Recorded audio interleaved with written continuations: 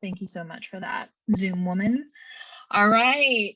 Hello, successful nurse coaches. I'm here with the wonderful Shawnee. She is here today to be coached by me and allow us to record it and share it with all of you. So I just want to take a brief moment to introduce Shawnee. She is a nurse coach. She is a powerhouse. She has already her first handful of paid clients. It has been already really exciting to watch.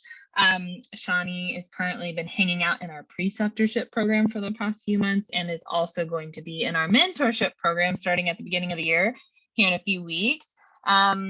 So things you need to know about Shawnee: she's badass, she's all in all the time, and I love coaching her at Baseline.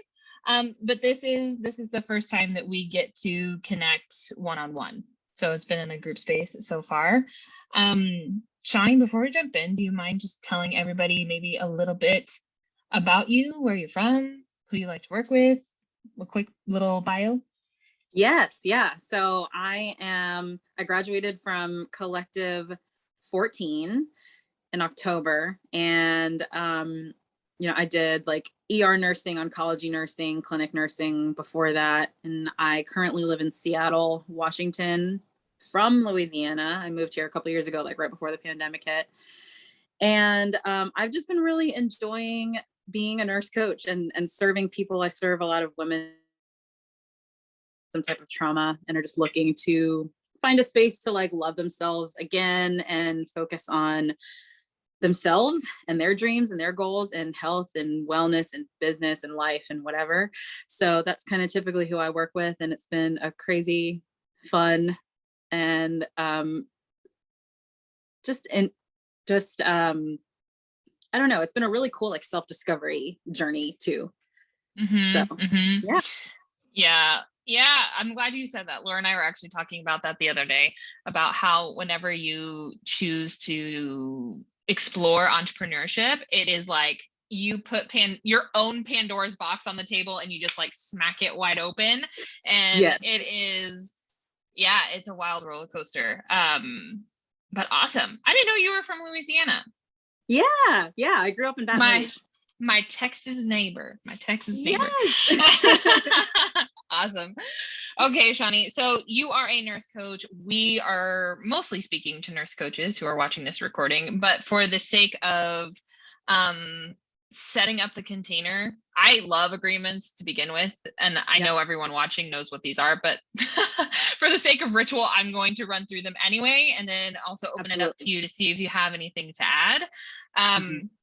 Okay, so our first one, safety and confidentiality. This one looks a little different since we are recording and we are sharing this conversation with quite a few people. So anybody watching this, you are also responsible for holding the space for Shawnee whenever you watch this video, right? So if you watch this video, this is not an open invitation to find Shawnee on Facebook and message her and try to coach her or anything weird like that. I just am counting on both me and Shawnee and everyone watching this to hold the integrity of the space and treat this as a learning opportunity. Anything else you'd like to add to that, Shawnee? No, I think everything's good. Perfect. All right. And the second one is I invite you to playful out in this space. I have intentionally not sent Shawnee any pre-coaching questionnaires. I don't know what we're talking about today. So anything is on the table. Everything is on limits unless you decide otherwise. Does that sound okay? Sounds good. Cool. And our last one here is you are in control. So if there's ever anything to where you're like, nope, hot button, don't want that recorded, any part of it, or even afterwards, if you're like, can you cut that part out? Absolutely, I can. So no worries. How does that one sound good? Yes. Awesome. Okay. All right. And to do a quick time check, I have the next like hour and 20 minutes set aside. Yep. Cool. And if we don't use all of it, we don't use all of it. We don't have to force anything, but I just wanted this space to feel really open, luxurious, and not pressured for time at all. Good. Okay. All right, my friend. So what do we get to talk about today? What do we get to explore? Yeah. Well, I this is actually coming at like a perfect time because, you know, I had just come back from vacation last week, and before I left for vacation, I was just kind of in this like slump, I guess. It was like mentally and physically, like my mental and physical health were really kind of like taking a hit. And I don't know, like I typically am someone who tries to like eat healthy a lot. I try to exercise on a regular basis. And then like the 2 weeks leading up to vacation were just kind of like everything's out the window. And it felt weird for me because I'm a coach and because I like, you know, preach wellness and health and all this stuff. It felt like gross to not be practicing it myself. And so I avoided social media for a little bit. I mean, I didn't touch anything whenever I was on vacation.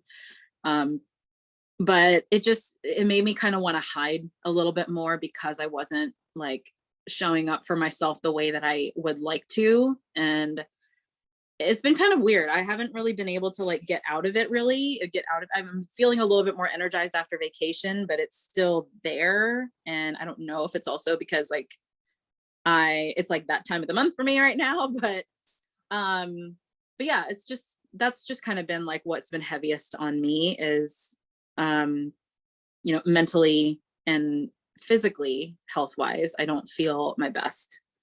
Yeah. Ooh, thank you for sharing that. And I know folks listening will also resonate with that as well. There's a bit of imposter syndrome, it sounds like, that gets kicked up when we aren't walking our talk. I'm curious, and this might seem a little like weird place to start, but is this just this time with vacation that this has happened, or is this like a thing that happens when you go on vacation that life kind of gets like completely spiraled around? I think it's so like every time before I go on vacation, it does get like a little bit busier, but this is the first time in like a while that I've felt, and I don't think it was like tied to vacation. I don't think it was, I was looking forward to this vacation because like I knew that it would give me like a break to focus on, you know, spending time with my family and those relationships and just like taking a break from everything. And I thought that like kind of vacation would fix it. And I came back and there are parts of it that are better, but like I'm still struggling in other areas too. Okay. So what parts were fixed by vacation? Energy level for sure. Like I have a little bit more energy now just because I'm a very like externally motivated person. So like spending time with people, spending time with like family and friends and getting to do things and like going out and just like experiencing life, like that stuff gives me a lot of energy. So I felt really energized whenever I came home because I was like filling my cup in that way. So that really is I think the only thing that I think has been really fixed is just the energy. Like I have more energy, but then like I'm also kind of like having these one, negative thoughts, and two, parts of like my physical health that I'm avoiding like taking action on, whereas you know before I was really proactive about that kind of stuff, and now I'm just having all of these like roadblocks to reincorporating that healthy routine. Yeah. Well, first, let's take a moment to celebrate that it did fix the energy piece. Like that's great. That is also an awareness of like how you charge your own batteries. That will serve you, as I'm sure you're aware, like forever, especially in business stuff. Perfect. I'm glad we have that piece solved. Tell me a little bit more about like the specifics on what you're trying to take action on, but finding some resistance in. Yeah. Working out, like physical activity is something that like I was killing it for like 4 months straight. Yeah. And then I don't know, like I don't know if it just became like so busy, and I don't know if like because I still work a full-time job, and luckily I work from home, so it's not like I have to commute anywhere, but like I work a full-time job trying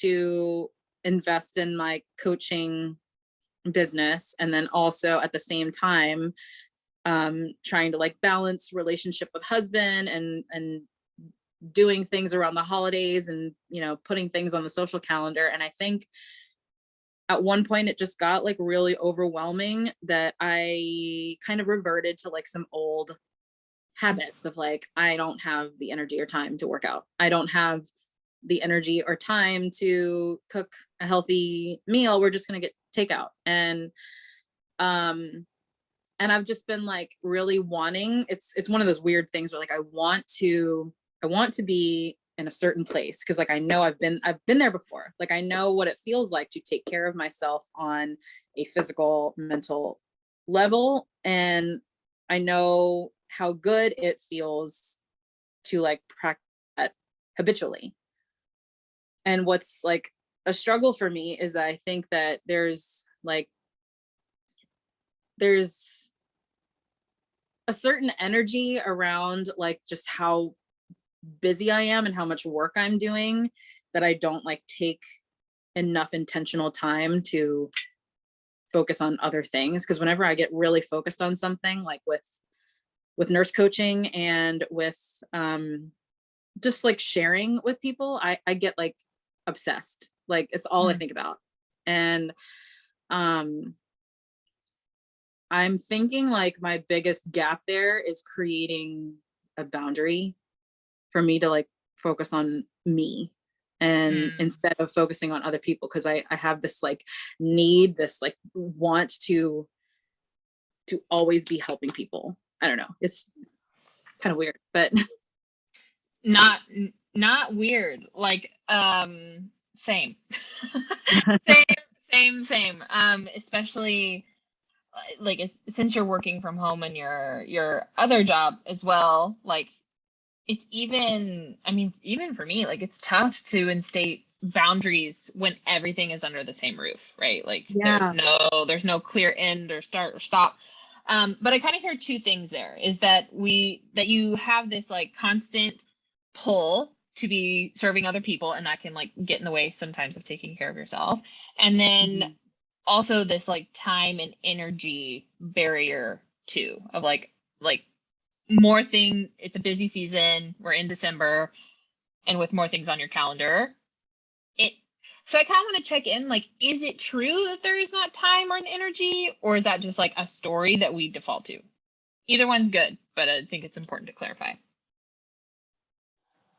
I think that sometimes it's a little bit of like, sometimes it's one, sometimes it's the other. Like in this very moment, like with this week after vacation, I think it's just kind of a story. And then at one point before vacation, there were points where it felt like I was way too busy. Like I just had way too many things. I was like looking, and like I put literally everything in my Google Calendar, everything that I do. So I was looking over at like the couple of weeks before we left, and I was like, why did I schedule myself for all of this? Like, so, but right now I still think that it's like my schedule's less, but I'm also still having like some kind of story around that. Sure. Yeah. Okay. So that's important to know.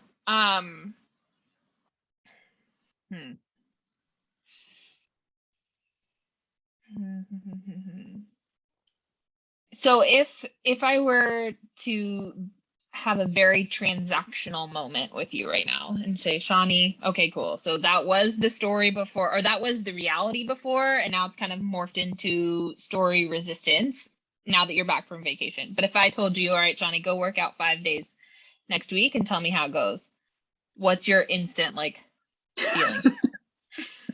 My instant feeling is like, I guess panic.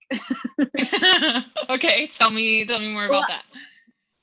Panic because so some backstory here. So I also have like a little bit of PTSD, because like I've been on my own like health journey over the past several years where I was really heavy. So I'm 5'1". I was like over 200 pounds several years ago. And then I did this like weight loss program, lost like 65 pounds and felt really good physically, but mentally didn't work on like all of the stuff that I needed to work on to keep it off. And then I started to gain some weight back. So I've gained about half of it back. And it kind of, whenever I am faced with like a challenge like that, like working out 5 days a week, or thinking about doing something like 75 hard, or, you know, those types of things, I get a little like squirmy, just because it brings me back to a place where I felt like I had to work out 5 days a week in order to be healthy, where I had to follow this like really strict regimen and basically like do things that I didn't like in order to keep the body that I had worked so hard to get, if that makes sense. And like now I feel like okay, and I feel like good in the body that I have, and I like don't have a lot of negative thoughts around the weight that I've gained back, which is a really huge win for me. But then also it's like this battle in my head of like, okay, so what is considered avoiding being healthy because I don't want to, or like using, okay, wait, hold on. I had this like comparison of two things in my head and it just like left me. So like, I guess like it's a battle between my head of what am I like, am I trying to avoid it, or do I really just need to let it go and rest? So I don't know. It's like this is a very like hard place for me to be, because I'm trying to figure out whether or not I am like using excuses, or if I'm being too hard on myself. Mm-hmm. Thank you for expanding on that. That's really helpful. Mm-hmm. If we were to like hold those two thoughts, like if we could imagine, and if you want to close your eyes to imagine, that can sometimes help. But if we were to imagine like really like if we were to hold those two thoughts, say they were like crystal balls or something, and we're holding them in one hand, and one of those thoughts is like, my body is telling me to rest. It is okay to rest. I am not lazy if I rest. I don't have to earn rest. And the other one is, hey, Shawnee, we're kind of using some excuses right now. You have this desire to move your body, but we're playing small. Which one feels more true? The excuses one. For sure. Yeah, the excuses one. Okay. Is there any part of that other one that also feels true? There's a small part, you know, because I also want, I also am like, I've gotten to a place where I can hold space for listening to my body whenever it's telling me that I need to rest. So there's parts of it that like, I think are holding on to that and always trying to like check in, like make sure that, you know, I'm listening to my body. Yeah. But I think the thing that feels more true, like in this moment, is definitely the excuses. And I don't know if it's like, I don't know. It's weird. I feel like that part of my life where I was like super unhealthy and I had worked like really hard to kind of reverse it. I think that like there's still a lot of feelings and like hurtful memories associated with that part of my life. So anytime I kind of like I don't know, go a little bit off track with my physical health, I have this like sense of fear that it's going to be that again, or that I'm like revert to those old patterns of thinking like I have to do this to be healthy. And it was just very restrictive to me. And like, I know that for like my mental health, like restricting and forcing myself to do workouts when I don't want to, and pushing my body in ways that don't really feel good, and forcing myself to like eat a certain way, that restrictive mindset was really like harmful for me. Yeah. So I'm wondering if I kind of am picking up on something, and so I hear that there's this fear that we don't want to make decisions and embrace excuses or resistance that leads us down towards this other path, right? I hear that, and that fear is valid. And then I also hear you talking about this like restrictive component of like having hard black and white rules of working out and things like that. I guess I'm curious, like, does the plan to start working out again or getting back into some sort of rhythm, does that feel restrictive to you? Is that why there's resistance there?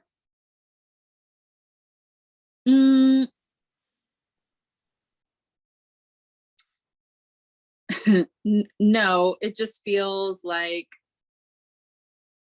okay, so it doesn't feel restrictive, but I also feel like, I don't know, it's weird. There's like this, like the words imposter syndrome are still coming up during this right now. And it's almost like,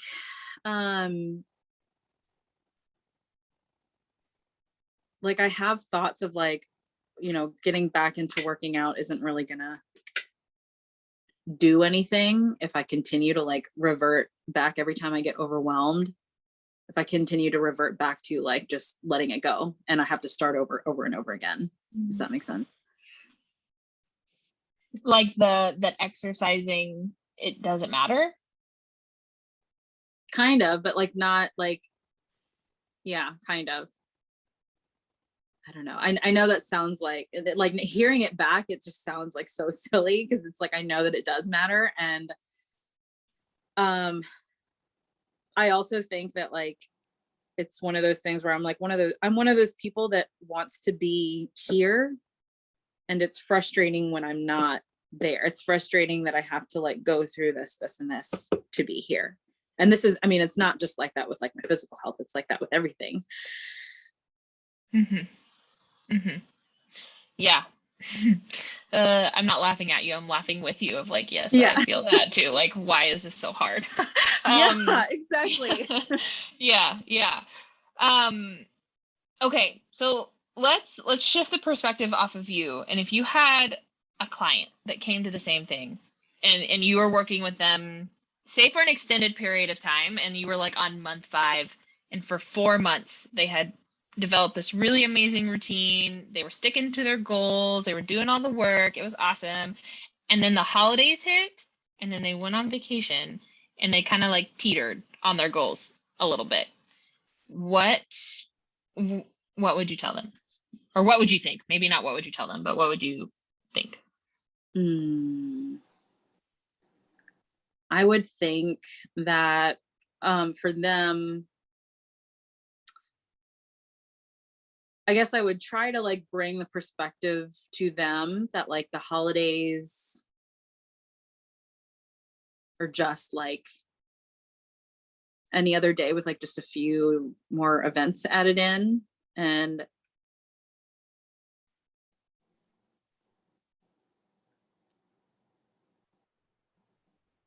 I would definitely kind of try to like, I guess, have them refocus on like what is important to them and what they are willing to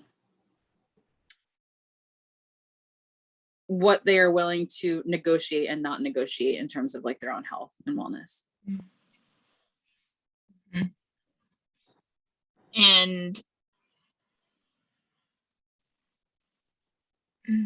secretly, as their coach, what would you hope would be the outcome of that conversation? I would hope that they would be able to come to like some conclusion that their goals are also important and be willing to negotiate all of the other noise. Okay. What is negotiating the other noise look? And I know I'm like ping-ponging between perspectives here, but what does that look like for you? What is negotiating the noise look like for Shawnee? For me, the noise would be like less like social media, like any kind of media consumption, period. That's noise to me. Like if it's too much, it's noise. And it can really like mess with my headspace. That's why I like give myself breaks from my phone sometimes. And I don't feel like I do that quite enough, but that's definitely one. Then putting things on the calendar that don't, I guess just overbooking myself. That's another like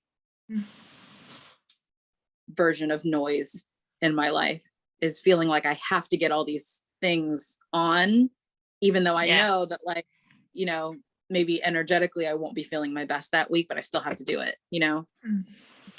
So that's another thing for sure. And then noise as far as like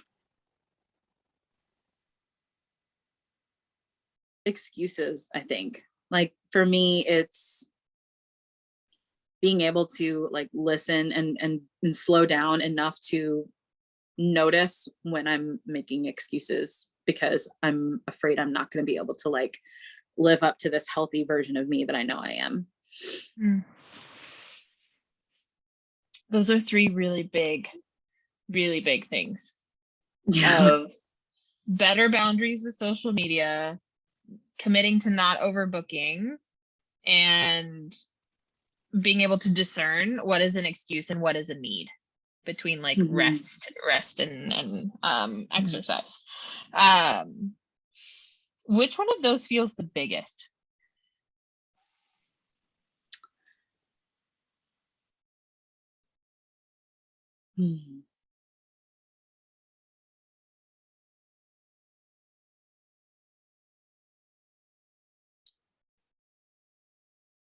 The biggest one, I don't know, the first two are pretty like hand in hand, like tied for me, because I do feel like I don't really have very good boundaries when it comes to my phone and my devices. And there have been moments of my life where I have practiced really good boundaries with my phone, but it lasts for maybe 2 weeks and then I go back. And with the overbooking, it's very similar. Like I will say, I'm going to intentionally not book all of this stuff this week, and then I end up doing it. So those are two areas. Those are the two biggest. And I don't know if one is bigger than the other. Yeah, fair. And it gets easier over time to keep doing that too, of like, I'm not going to book something this week, and then when like we betray our own self-trust and we do it anyway, then it's just like, that's just the flow, right? That's the relationship we cultivate with ourselves. And exactly, it's I don't want to pretend like I've never danced with that either, because it's a fine line, getting your own practice off the ground and like putting in enough effort, but not just letting it consume you from head to toe. It's a fine line, and I think you get to cultivate it over time. Okay, so those two things. Let's start there. Let's take the better boundaries with social media. I feel like I'm on Jeopardy. I'm like, the better boundaries with social media, Alex, for 200. yeah. Okay, break that one down a little bit for me, because I mean, as coaches, we know that like scrolling on social media is a form of numbing and avoiding and all this other stuff, right? So tell me what your relationship with social media means to you. Yeah. Yeah, like my relationship with social media as far as sharing is great. Like I feel totally cool with like sharing vulnerable stuff on social media, and I think that's why I love it so much, is because I finally feel like I can share like things about myself and vulnerable things, and know that it might help someone, and know that it might like be able to let someone else feel like they're not alone if they're reading it. Because I know that that's for sure something that I felt like was lacking whenever I didn't have a lot of confidence in myself whenever I was younger. So there are parts of me that like have a really good relationship with social media, and think that it can be a really amazing thing. Yeah. For business as well, for the same reason. But I also think that kind of in the same sense that like before I scrolled social media, I would like binge watch Netflix TV shows, kind of in that sense. Like I feel like I use it to to stay stimulated, like mentally. Like I just use, I like what you said earlier, I use it to numb out. And at the end of like a long work day, like for example, if I've just worked 8 hours and then I had an hour-long call afterwards, it's like a 9-hour workday basically, and afterwards I don't want to do anything. Like it makes me want to decompress. It's a form of decompression for me, but it doesn't allow me to decompress. Yeah. So, Yeah. Isn't that like rude, right? Of like, it right. seems like that, like like that it would. You're right, it seems. And because like watching TV and scrolling through Instagram is, I mean, mostly mindless, right? Like especially, I used to binge watch The Office all the time. That was like my comfort show for like 6 years. Mm-hmm. And but you're right, it keeps your brain just like continue, the wheel is always turning. Yeah. um is Just to do my due diligence here, Shawnee, is there anything that we're avoiding, like on purpose? Like whenever you have those moments of stillness, is it scary or overwhelming or any of those things? Um. Yes. I I don't even know if there's like a particular thought that I'm avoiding, but I think that fear, imposter syndrome, and disappointment are the three things that come up to my mind at this moment. Mm. And it's like fear that, and I'm kind of like just making this connection. Like I'm like imagining myself in bed where I'm scrolling on TikTok because it's just so addicting. I am scrolling and watching all these like 2-minute videos, and knowing that like if I slow down a little bit and allow those like thoughts to become louder, then I actually have to like deal with them and like fix them. Mm. And there's a part of me that feels like it's easier to not. And I don't know, I think I'm just afraid also that it's going to be really painful. Mm. Yeah. Really quick. Take your time. I think a part of me is really afraid that that it's going to be painful, like those, because my like inner talk is way better now. But before, like whenever I was younger and whenever I was going through all of that like weight loss stuff, it was terrible. And I think there's always like some part of me that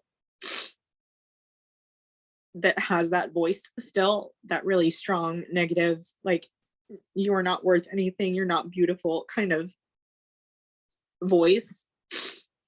It's back there somewhere, you know, and I'm afraid that like if I slow down enough, like, and allow those voices to get louder, it's gonna hurt too much and it's gonna put me in like a really bad place. So that's kind of what I'm trying to avoid, I think.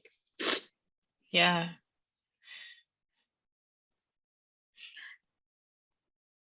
That makes a lot of sense. Mm-hmm.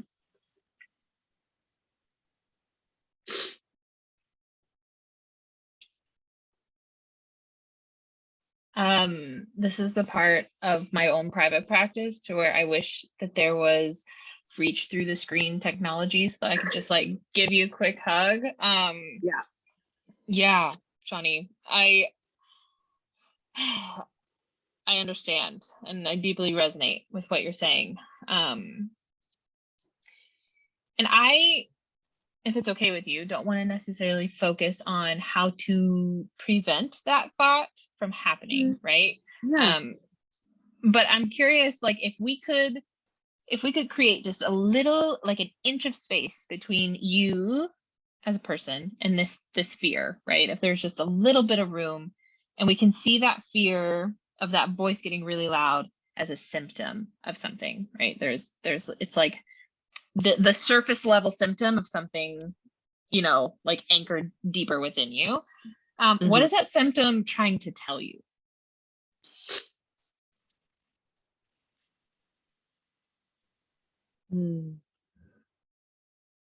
That's a good question.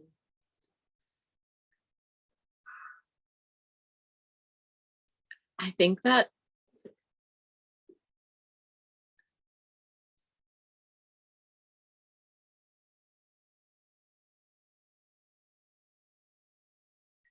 I think that it would be trying to tell me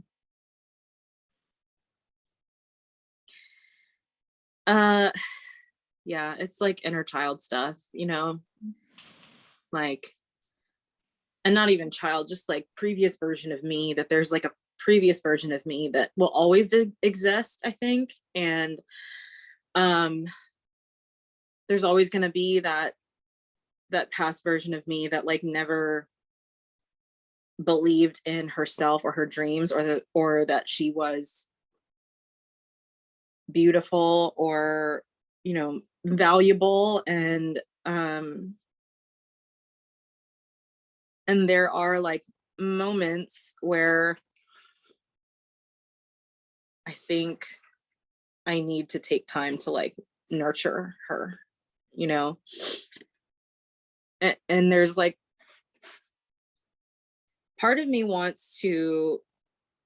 wishes that she just wasn't there, you know. It's just like one of those things where it's like I had thought I had dealt with this already, and I'm like slowly coming to this realization that it's always going to be there. Just like, you know, I work with a lot of women who have experienced trauma, and that traumatic experience and that version of themselves that went through that trauma is not going to go away.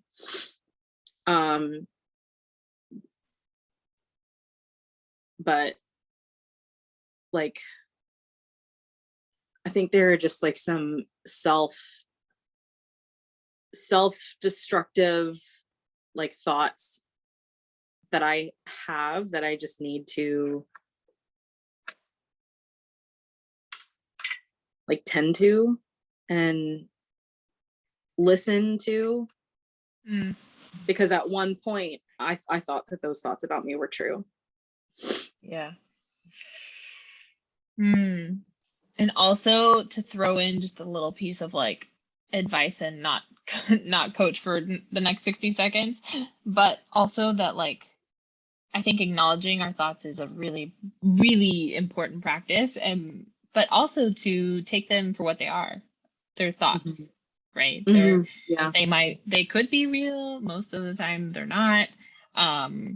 But I agree with you. The acknowledging of the thoughts and tending to the thoughts and tending to younger Shawnee that didn't have the perspective that you have now.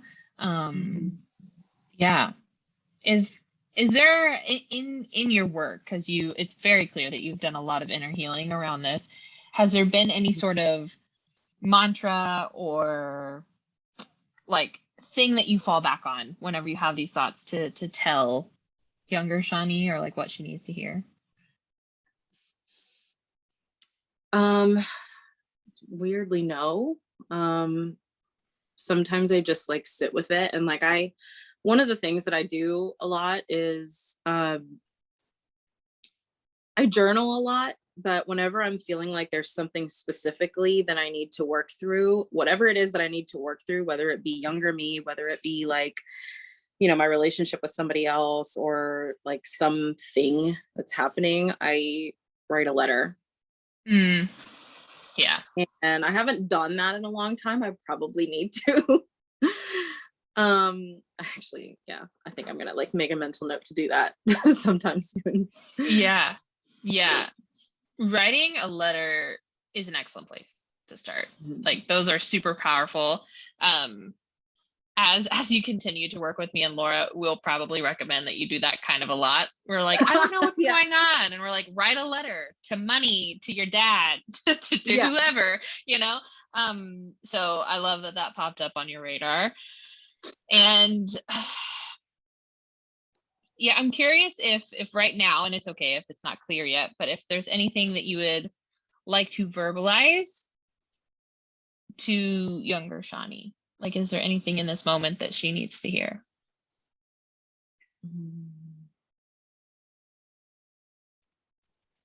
Probably. I'm going to close my eyes just to kind of like. Yeah.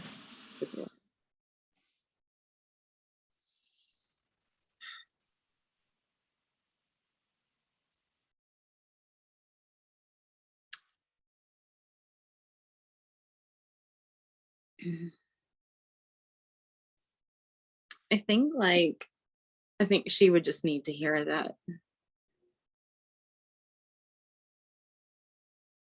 that fear of like repeating the same patterns, repeating the same thought patterns, behavior patterns that had me, or that had her living in like this unhealthy way.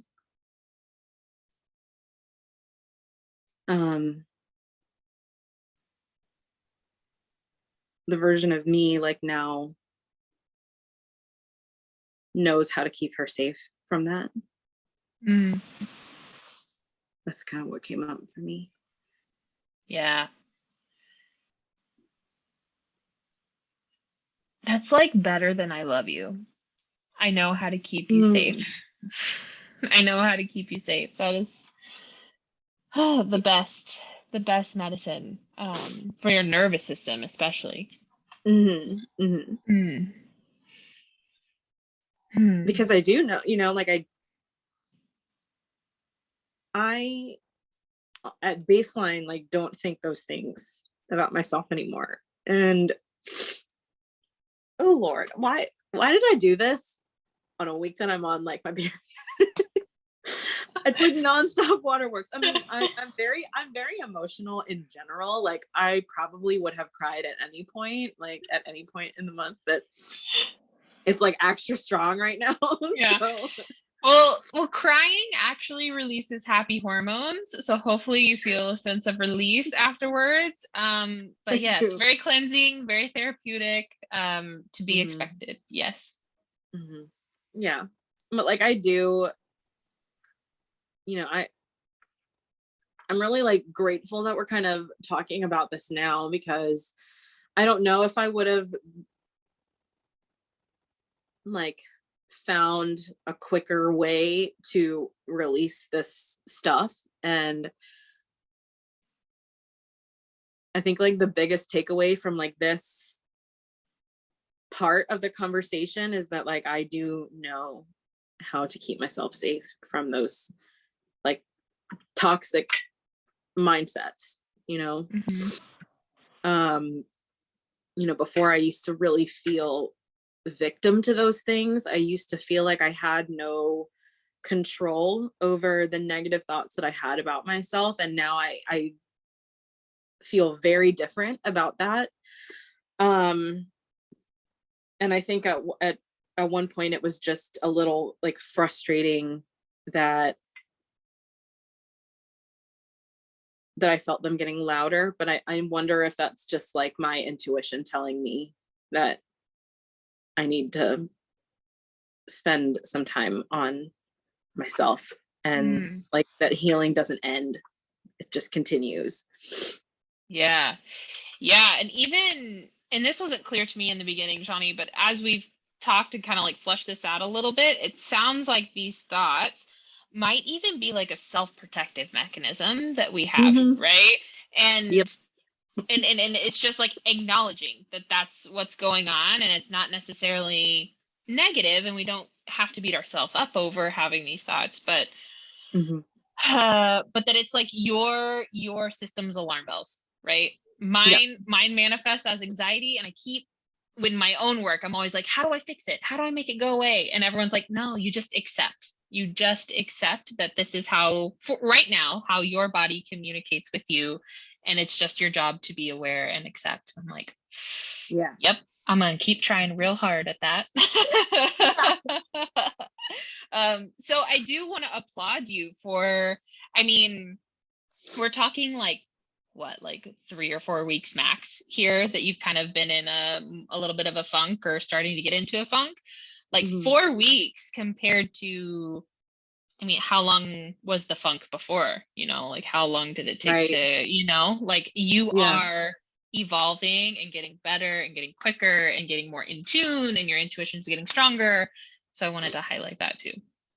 Yeah, I didn't even think about that. Like, I guess because like whenever I feel something that strong, like whenever I feel any kind of like negative energy that's like trying to creep up to the surface, I squash it. Like immediately I'm like, nope, not today. And before I would just like sit in it and roll around in it, and like the acceptance part for me would be accepting like, well, I'm just gonna feel, I don't know if I can curse on here, I'm just gonna feel like, okay, so I would just feel like, well, I'm just gonna feel like shit forever, like this is just a feeling that won't go away, and I'm gonna like, you know, milk it, I guess. I don't know, it was weird for me how comfortable feeling like shit was for me at the time. And now it's like completely different, where it's like if I feel any type of bad about myself, I try to shift it to a more positive mindset. And I think the line that I'm trying to draw with myself here is that like I also don't want the positivity to turn toxic. Yeah. Okay, so how would you know? How would you know if the positivity had turned toxic? I think like if I can identify like that's a good question. So okay, so one of the things that I've done recently is like I've been talking to my husband a lot about like how I've been feeling. Like I've just been feeling in this weird funk, and I don't know what's wrong. And you know, he's always very supportive. He's always very positive towards me. Every time I'm feeling bad, he's trying to like lift me up in some way. So a lot of the things that he tells me, like, you know, you're being too hard on yourself, like, you know, he says encouraging words to me. So I take a lot of the stuff that he says and I try to just like focus on that. Like, okay, yeah, he's right. Like this, and this. And it's almost like I'm just trying to erase my negative thinking. Mm. And when it starts to feel like I'm just kind of ignoring the thoughts and switching them to something that I would like to think without going deeper and exploring like why. If I'm just trying to jump to the, okay, let's change it, instead of like, okay, why am I feeling this? How can I change it? Yeah.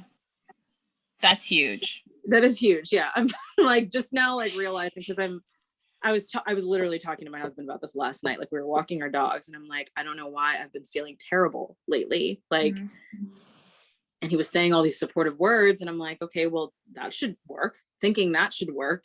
And I just kind of, have realized that I haven't been taking the time to like assess the negative stuff.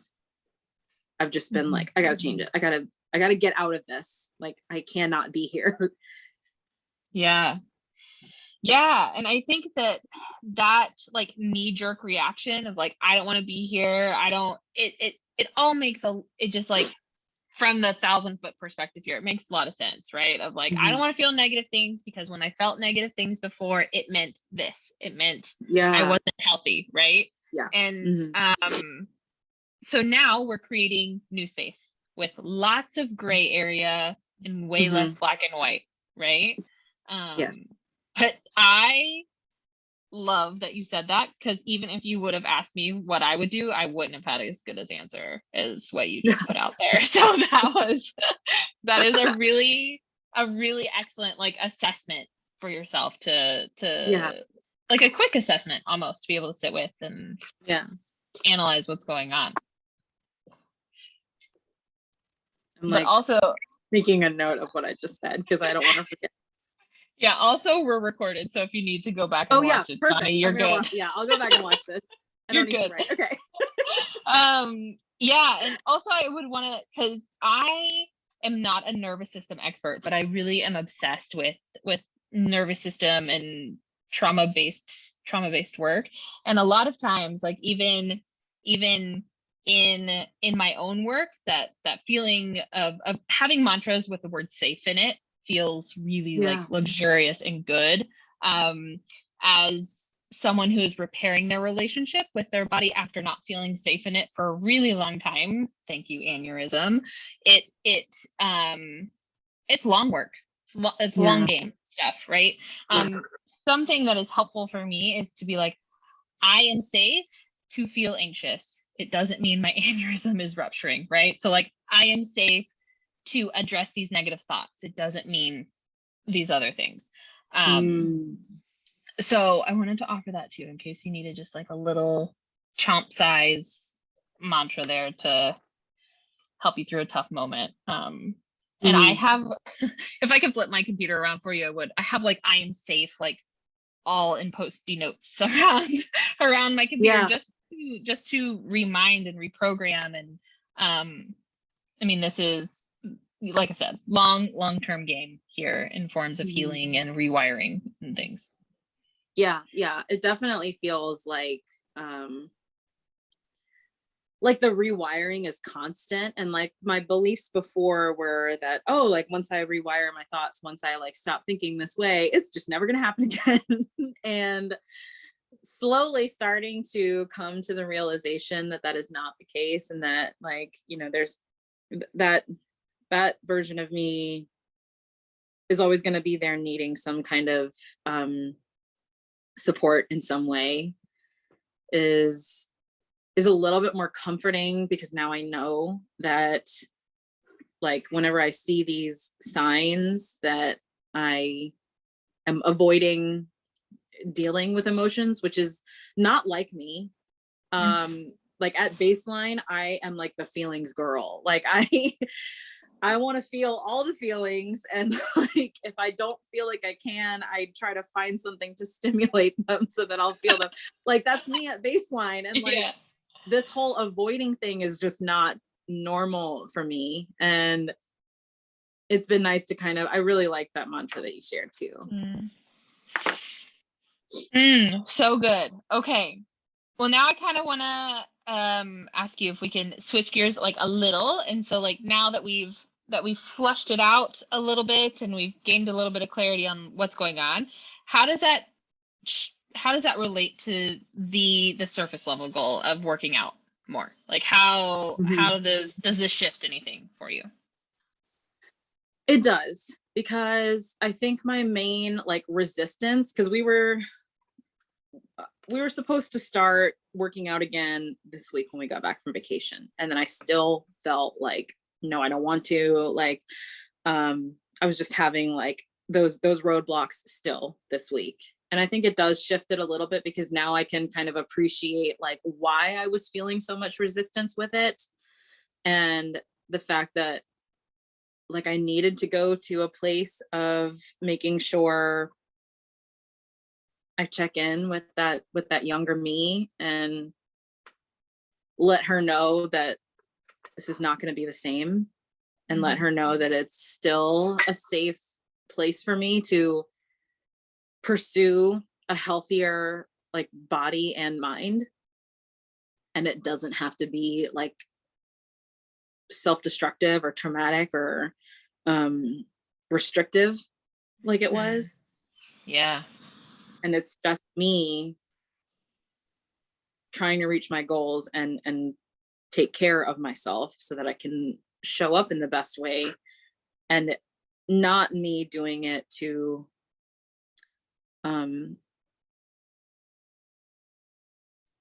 like meet some kind of standard that I had for myself that was unrealistic. Beautiful. Beautiful. I also identify with being a black and white thinker. So we're all in, we're all out.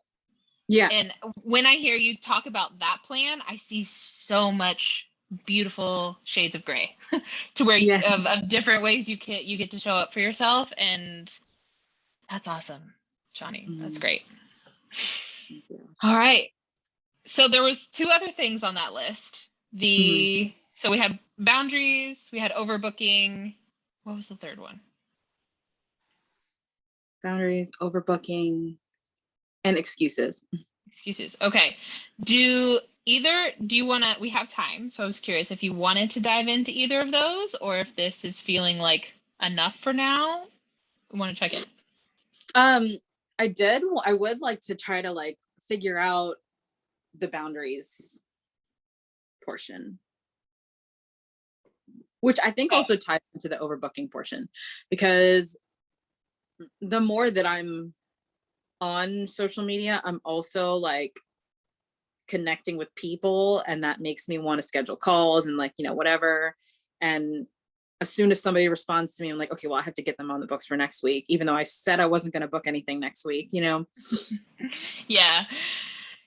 Okay. So, is it okay if we start with like some low hanging fruit for like boundary stuff in social media, just to kind of like run through a quick checklist? Yeah. Are your notifications on your phone? No. Excellent. They're not on my phone unless it's like a text from a certain list of people and like reminders and things that I have set. Like I can't with the notifications. I'm like one of those crazy people that has to like get all of the notifications off. People with like the email notifications of like 1,000 some, I just can't. No. Yeah, I'm with you. It's a big no for me. It's a big no. Okay. So there's that. I heard you mention earlier that you have your whole life scheduled in your Google Calendar. So I took a training, like a mini training on how to better optimize your life a few months ago. And they are really into time blocking in Google Calendar, to where you schedule everything you're going to do. And part of that was scheduling when you're going to scroll social media for fun and for business. Have you ever explored like that kind of rule around social media? I have not, but I'm definitely willing to try it. Because I calendar block, but I don't calendar block like I never even thought to calendar block like time on social media, and that's actually a really good idea. I'm gonna try that. Okay. Yeah, so I did the calendar blocking thing. I actually just like last week wiped my calendar clean because I'm going to need to create a new calendar block for the new year. But having times, because I felt like I was constantly lost between like checking email, checking socials, doing stuff for the collective, and like never really like getting anything done, just kind of like bouncing between Yes. things, and having to where like I check the collective email on these days at this time. So that way, like, I know I'm going to get to it. I know that it has a place. I know that I'm going to take care of it, rather than like opening up all of my email tabs at the same time and hoping that I stay on track. Yeah. Was super, super, super helpful. So yeah, let's see if that works. Yeah, I'm definitely going to try that because I think, and I'm also like, I think I had said this earlier, but I'm a very externally motivated person. So if I see it visually on my calendar, I can easily like tell myself, okay, that's the only time I'm doing this. And like, yeah, that'll be helpful for me for sure. Cool. Okay. And then the only downside I ran into with calendar blocking is that time when I was in bed, because I assigned it just for sleep. There was no rules. So I'm curious, since you seem also to be a bedtime scroller, and probably most of the people listening are bedtime scrollers, what is the plan for then? So I've done something that actually works. I just need to stick to it.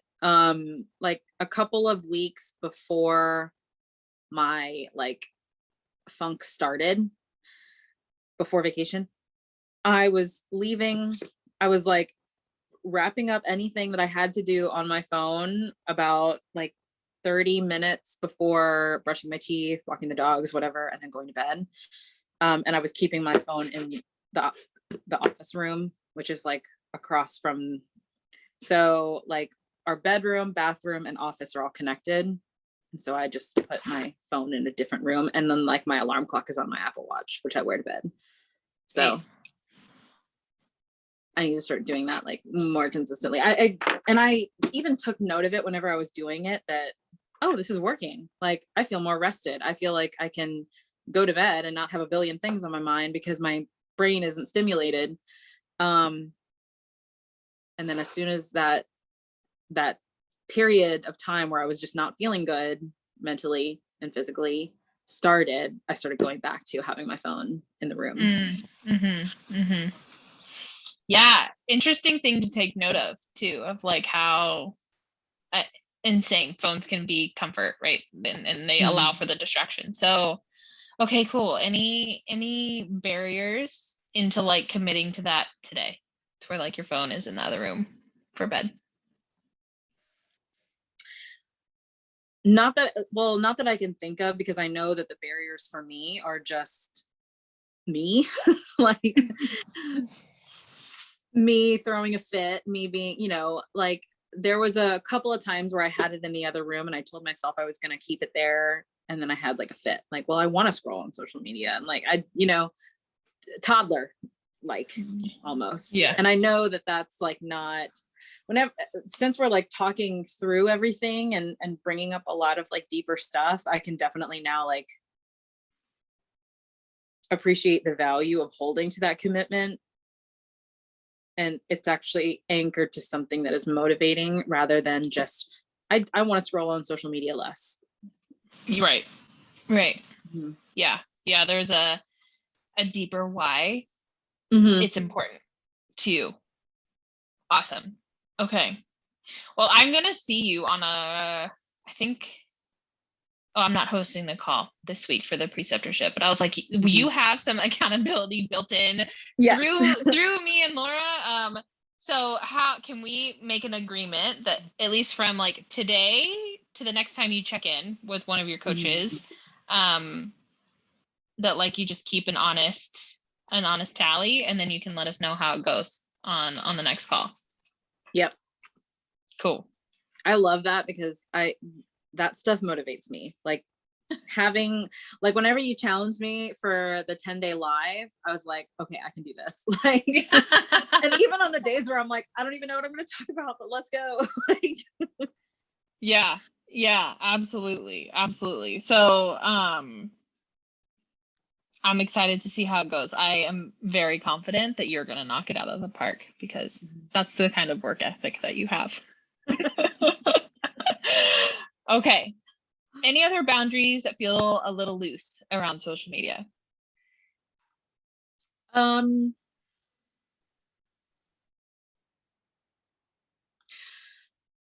I would like to kind of practice the same thing during my work, like during like the hours that I work my full-time job at home, because I do a similar thing that I do going to bed. Is like if I'm trying to avoid like making a call to a patient, I will just grab my phone. Like when I counted the other day how many times I reached for this, and it was just insane how many times I did that. So I'm wondering if maybe like setting like time limits, and I can even like do that with the calendar blocking too, like letting me know like when I can go grab my phone from the other room. Yeah. Cool. Okay. Mm-hmm. You're super easy to coach through this. You're like talking yourself straight through it. I'm like, yeah, sounds good, Shawnee. Like verbal stuff, like verbally talking through stuff and thinking about like things that have worked in the past is like really helpful for me. And it's weird that it takes that to be able to like do it instead of me just being able to do it on my own. Cause like my self motivation is like I can't just like motivate myself to do things. I need like accountability. I need a visual. I need like external things reminding me. And it took me a long time to like realize that that's just like something that I needed, and there wasn't something wrong with me. Like, why can't I just do this on my own and not have to have all these other things in place? But I've kind of like learned to just like know myself really well and know that I need like safety nets because otherwise my old patterns will just take over. Absolutely. Absolutely. And yeah, I would say that part of you that doesn't do it automatically is what makes you human. Like there's there is nothing wrong with you. It's just a quality of having a human experience. But I like the idea of taking this also into your work. Hopefully that can like help you build that muscle quicker too, you know, like of holding boundaries in different aspects of your professional career. Okay. Anything else work related you want to put out there?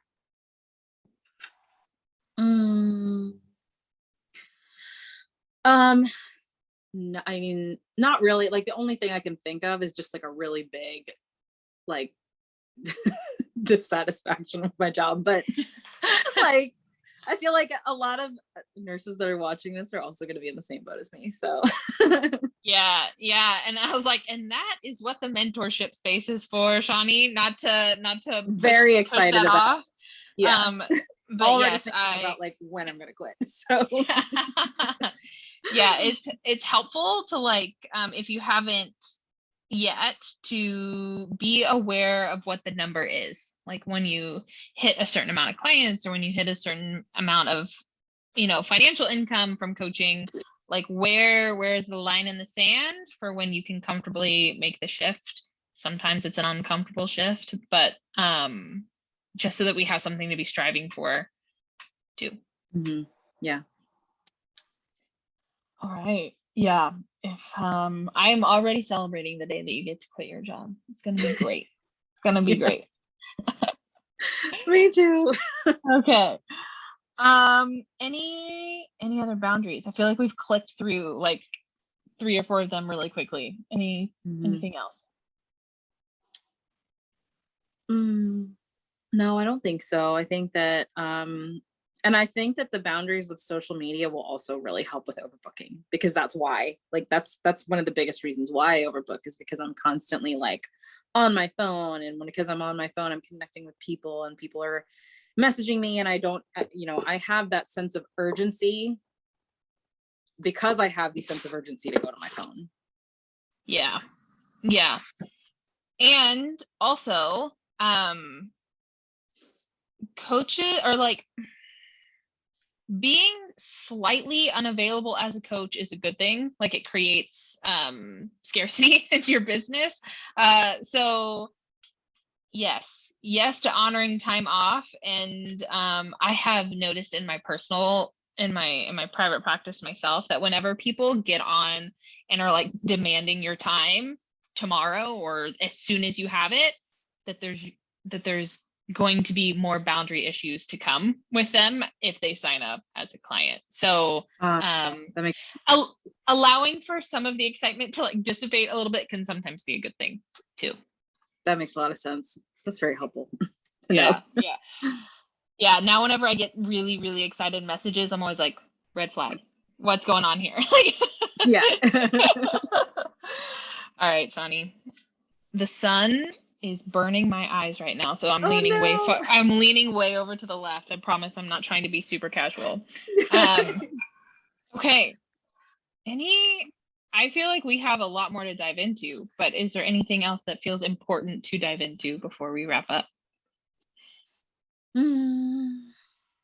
Not really. I wasn't really expecting to talk a lot about like the inner child stuff, and that was actually really, really helpful and healing for me. So I'm really glad that we like went there.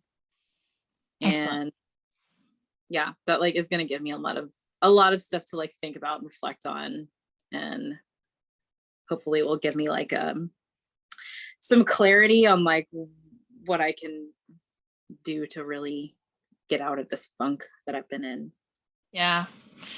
I really appreciate you going there with me and with all of us today. That was very vulnerable of you, and I really appreciate it. And again, I did not know that is where we were journeying today either. So Yeah. Surprise for me as well. It almost always, it's very often related to inner child things whenever we're feeling stuck or confused or lack clarity. So I'm glad we were able to get close to the root of what is going on for you. And also I feel really lucky because everyone else is just going to see this snapshot in time of you, but then like I'm like I'll see you in a few days on our group call here in a little while, so I'll get an update. But Shawnee, I did another one of these calls where I recorded earlier this week. That gentleman is not a nurse coach, so I did not ask him for feedback, partly because I kind of forgot, and that's mainly it. I kind of forgot to ask him for feedback at the end. So if you have any feedback for me, because I think it is best practice to ask what you really liked, what if there was anything you didn't like, or anything you'd like more of if we had a one-on-one session in the future. No, this session was super helpful, and like I really appreciated your I really appreciated the way that you like challenged some of the thoughts that I had and some of the perspectives that I was bringing, because that really helped me like look at things and like reassess where I was. That was probably like the most helpful part of this whole session, was just like the challenging questions, and also like helping me clarify what was actually going on.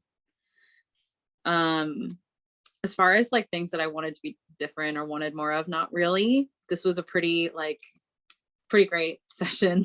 And I found a lot of value in it, and I can't really think of anything off the top of my head that I would have wanted to be any different. So thank you. Sweet. Yeah, well, thank you for that feedback. And yeah, I'm glad that we had time and space to explore. I know that we've been on the call for about an hour and 10 minutes at this point. So I just wanted to point that out for everybody who's watching, kind of like the natural like flow and cadence of the conversation. And this is how I don't know if I subconsciously control them to go this way, but usually like we start and then we'll find a thing and we'll go deep on it, and then we come out and we kind of end on a lighter-ish note, and then the conversation just kind of like wraps itself up, and there's very little that we have to do, in order to do that. So this is one way out of a million that a nurse coaching conversation can look. But I appreciate you playing flat with me today, Shawnee. That was really special. Thank you. No problem. All right, Shawnee, I'm going to press pause here on the recording. We'll say toodles to everybody watching. Yay, bye.